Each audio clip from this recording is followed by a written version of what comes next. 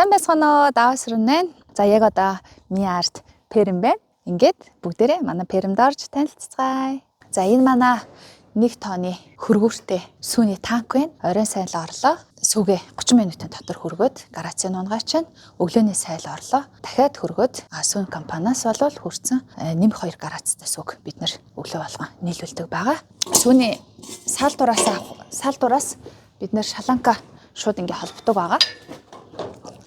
Саасан үнэний мас сүү маань гараар дамжихгүйгээр шууд шалангатай ингээ холбогдоод салдуураас танк руугаа сүү маань шууд ордог байгаа. Манай маби байна. Муур болвол пермд заашгүй байх хэрэгтэй. Өөс тижэл, үр буудаа, улаан буудаа их хэмжээгээр агуулхад байдаг учраас хулгунуудыг их цэвэрлж өгнө. Манай ажилчин маби туслах манай ажилчин байна. Манай салдуурын хэсэг байна. 6 боллонтой, 6 хөхөртэй. Энийг ингээд доороос нь саадаг байгаа. Нэг үнээс хаахад 1.5-аас 2 минутад л ашигладаг байгаа. Цахилгаан салбар. Энэ манай баас татагчны хэсэг байна. Манайх анх бол автомат баас татагч байхгүйсэн.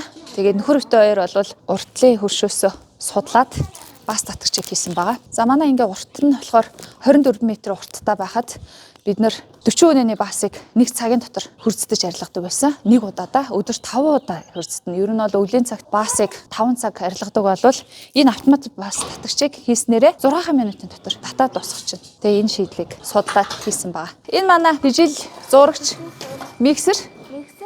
Ногоон дижилээ өвсөө даршаа хийгээд зурдаг байгаа. 3 кубын 500 кг-ийн хүчин чадалтай өвс миний миксер байгаа.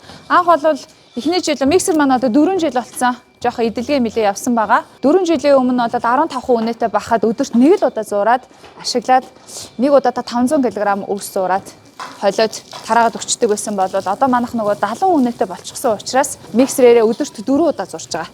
За энэ манай улаан буудаа терэмддэг терэм бэ. Улаан будаан терэм маань 15 кВт-ийн хүчин чадалтай. Цагт 3 тонн будаа терэмдэх чадалтай. Манайх бол жилдээ 150 тонн улаан будаа иддэг. Өдөр болгон 400-аас 500 кг улаан будаа иддэг болохоор улаан будаан терэмдэхэд бол нэг 10 минутыг зарцуулъя. Өндөр үр бүтээмжтэй богино хугацаанд ядрахгүй ажиллая гэдэг энэ том мотортой улаан будаан терэм сонгосон байгаа. Манайх бол нөгөө худган дотроо бийж идэг. Ус болвол өхөр хязгааргүй байнга уух хэрэгтэй учраас худган дотроо усны шугамуд нь өхөр болгоны урд аягүй услууртаагаараа байрлана. Мөн агааржуулалт хамгийн чухал байдаг болохоор манай перм хойтлоосоо ингээд агаар ордог. Дээрээ болохоор перм маань урдаасаа гэрэл агаар цэвэр агаар орох гэж цонхнууттай. Тэгээд агаар маань бол хойноосоо уртаасаа орлоо. Газар унлаа. Хүнд агаар чин газар унаад тэгээд дээшээгээ гэрийн тон шиг перми нагаар үнэр танар маань дэгдээд ингээд гардаг яваа. Тийм болохоор агааржуулалтын системаас чухал байх хэрэгтэй. Дотор тоног төхөөрөмжүүд маань энэ дөрөв дөрвөлээ 380 тог ашигладаг хүчин чадалтай байна. Та бүхэн маань бол өөрсдийнхээ пермдээ